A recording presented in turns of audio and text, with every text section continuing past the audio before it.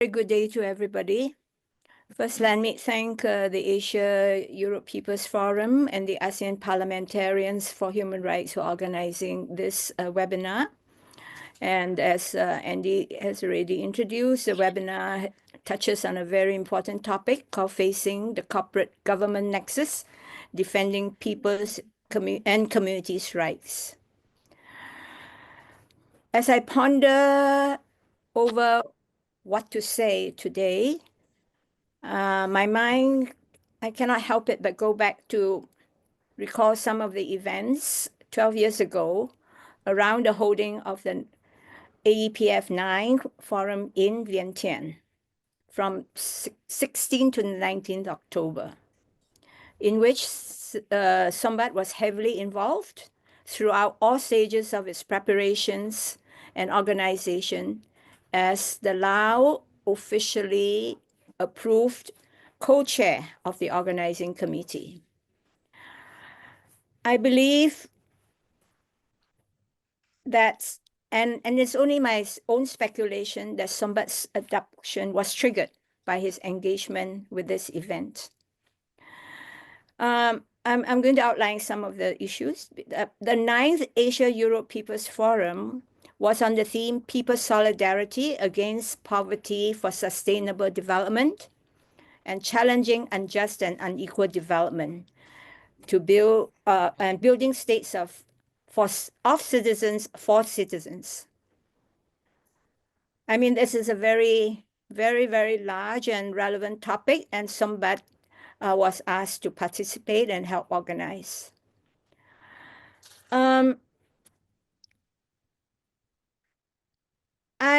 I recall that when Sombath was asked to do this, he had some concern about the role he would have to play in the AEPF. And I myself have some concerns because to get such an important international event approved through the labyrinth of the Lao government would not be easy. And also, the theme, especially addressing issues of unjust and unequal development and holding states and citizens and building states and citizens, these were too sensitive, normally too sensitive to be openly discussed in the Lao context. But nevertheless, Sombath took on the challenge, saying that as a community development worker for over 30 years, had worked with both government partners and the community and with the development community, both NGOs and international development organizations. He felt that he has the responsibility to help organize the event and also to bring the discussion on a more open public forum. He hoped that with this kind of forum and as issues were raised, that the people within Laos, especially also government partners within Laos, will be able to learn and share experiences with other countries in the region as well as with Europe. But when the AEPF 9 opened, I sensed something was wrong, and Sombath sensed it too. And on hindsight, we should have listened to our instincts. When the AEPF 9 opened, there were signs of trouble all over from day one. There were numerous plainclothes police present inside and outside the venue.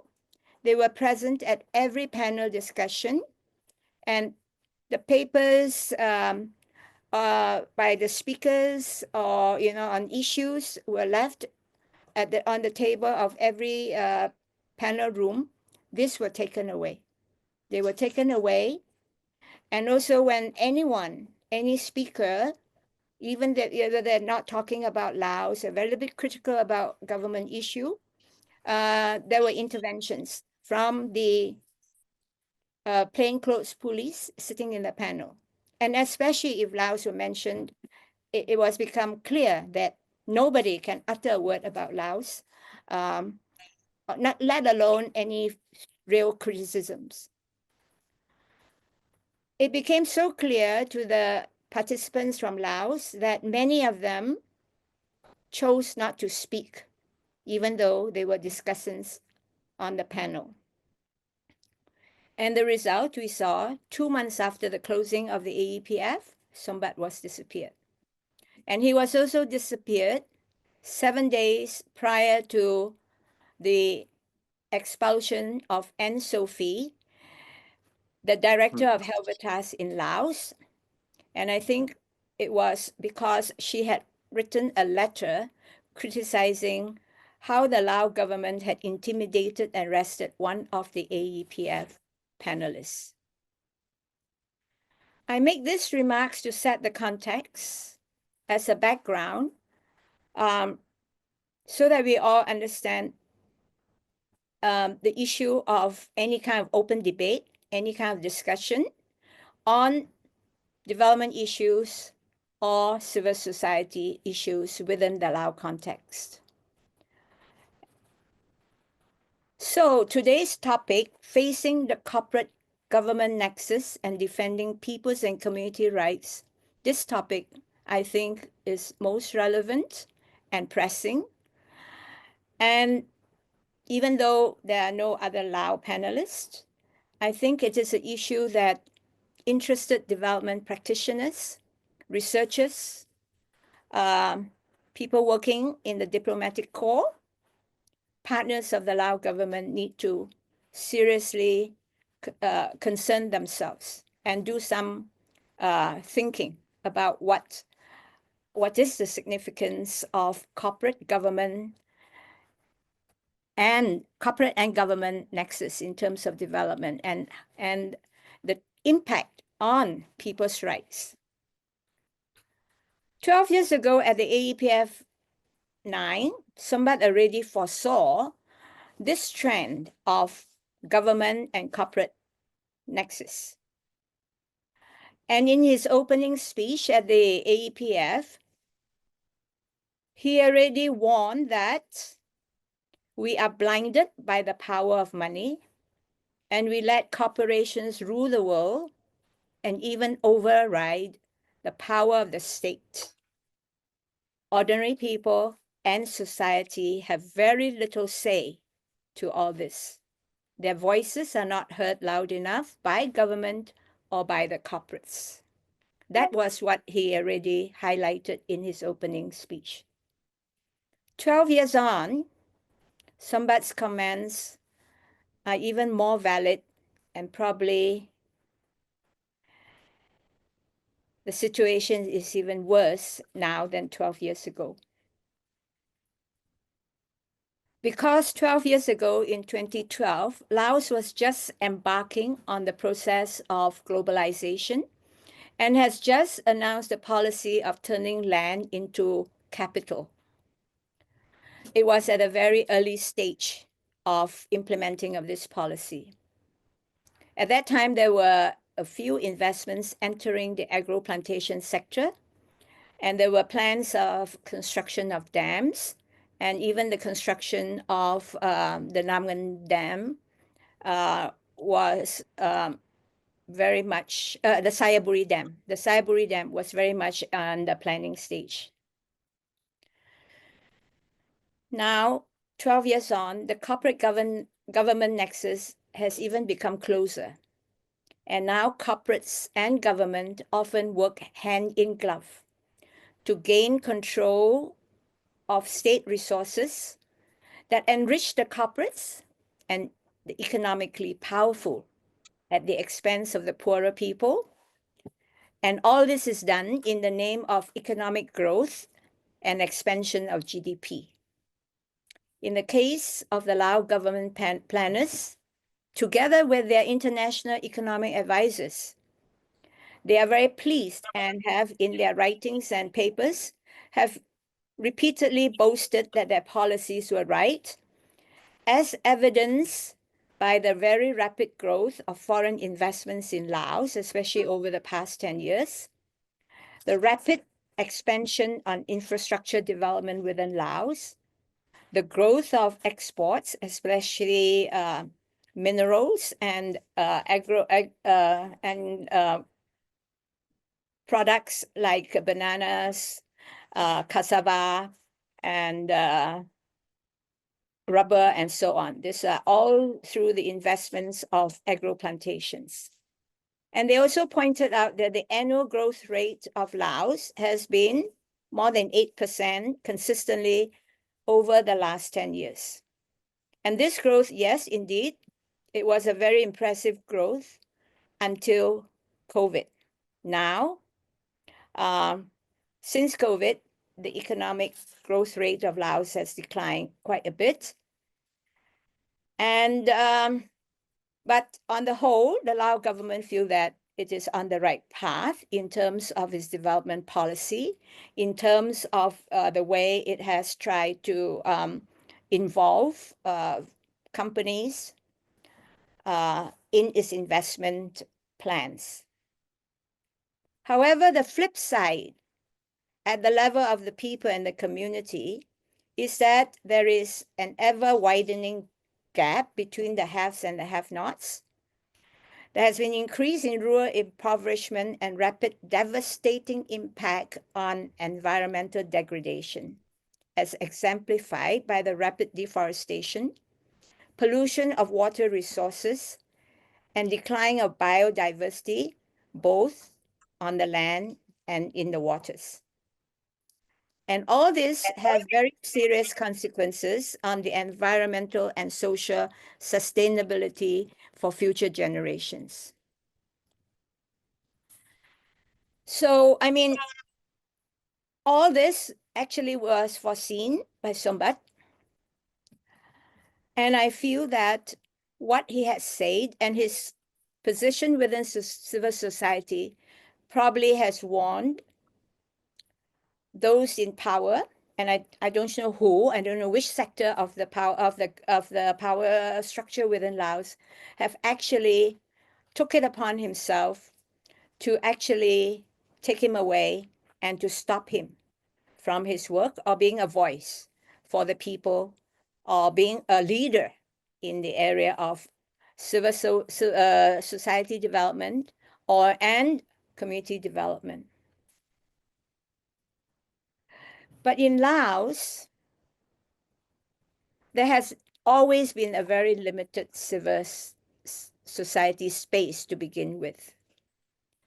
But Sombath's disappearance has even basically wiped out whatever little space was there in Laos.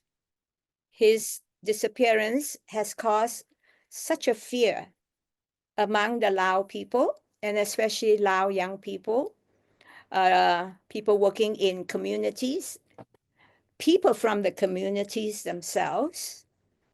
It has cast such a pall of fear on the local people that Sombath's name, since his disappearance, has almost never been raised. And they don't talk about him, which is, I think, the very intention of disappearing Sombath in the right place, to remove such a person whose even his voice is very small and very tiny on behalf of civil society, on behalf of launching a more sustainable development model. Even that his voice was not very, very, very loud. This was considered a threat enough for him to be taken. As Andy has said, the way he was taken was actually recorded by the police CCTV itself, and he was taken right at a police checkpoint. So, unfortunately, the fear continues up to today. The silence continues up to today. And despite the fact, as Andy has pointed out, I myself have launched a campaign to get answers and urge every human rights loving government or democratic governments to help seek answers for Sombath. The Lao government has always responded with the statement that they are continuing with the investigation. They have found nothing. And this is 12 years on. So before I close, I just want to say that this situation has not gone unnoticed outside, despite the fact they have tried to cover everything inside. And there were attempts, not very major attempts, of like the UN system through the special rapporteur to engage with the government to improve the human rights situation, and also the voices of the civil society here. It has had very little impact. I just give an example. The Special Rapporteur for Cultural Rights, Ms. Alexandra Sentaki, recently visited Laos and issued a very frank statement on the state of political, social, and cultural practices in Laos. And in her statement, she commented that Laos has not conducted any human rights assessments, and there is a lack of civil society space for people to express their views on any development issue. It's not my words, it's her words. Her independent assessment through her visit has made her come to this conclusion. And she also stated in her statement that in her official meetings with government officials have repeatedly reassured her that Lao people are satisfied with the government development policies and plans, and they are very happy. So she came out with these meetings even more convinced of the opposite. And she poignantly said, the officials' narrative across the board that all people understand and agree to the development projects is just not realistic. And she said, proper consultations where people can express their needs and grievances, let alone the free and prior and informed consent of local communities, is not possible, where civic space simply does not exist and people fear retaliation. She also criticized the government for inadequate compensation for resettlement for land loss and for evictions of people and reallocations of settlements.